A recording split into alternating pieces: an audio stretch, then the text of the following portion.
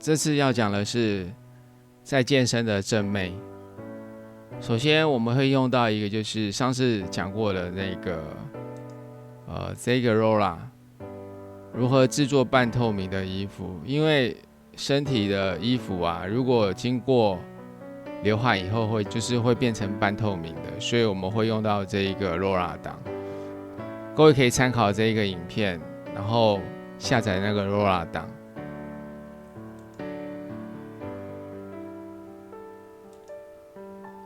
接下来就是把这个提示词把它放到位置上，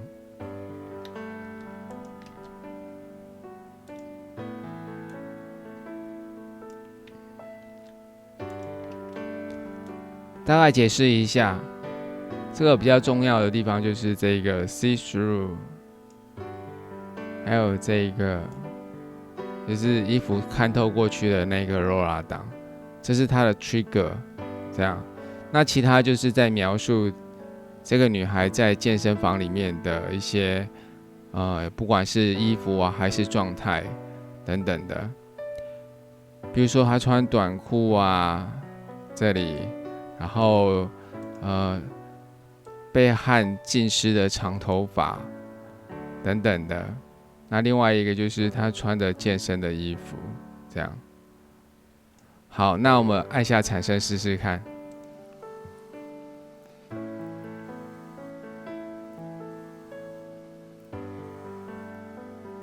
好，假设是这一张好了，会可以看到她的脸事实上是蛮难看的。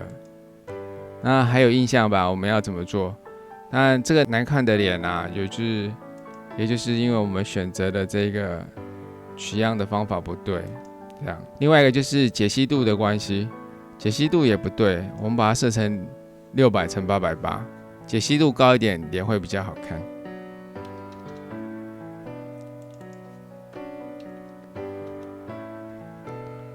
先按下产生，我们可以看到脸已经变得比较好看了。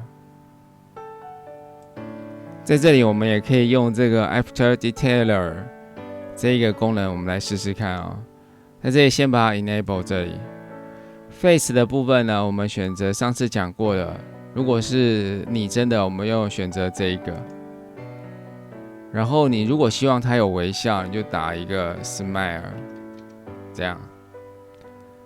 Detection 的部分呢，有一个 Confidence 的部分，我们就是有80%像脸，我们就当做是脸，所以我们就选择80。如果你选择30的话，就是可能有30%像脸了，它就会把它当做脸，然后就去运算。就可能跑出另外很多张奇怪的脸这样子，那其他的维持原来的设定就好了。按下产生。对，还没有，我们还需要就是手部的部分。这个第二个呢，我们选择手部。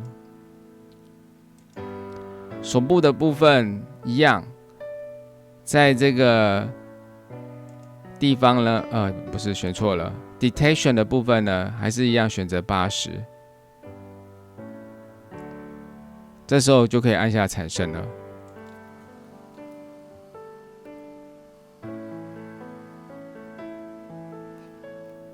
有微笑了，但是因为这张没有手，所以我们再算一张试试看。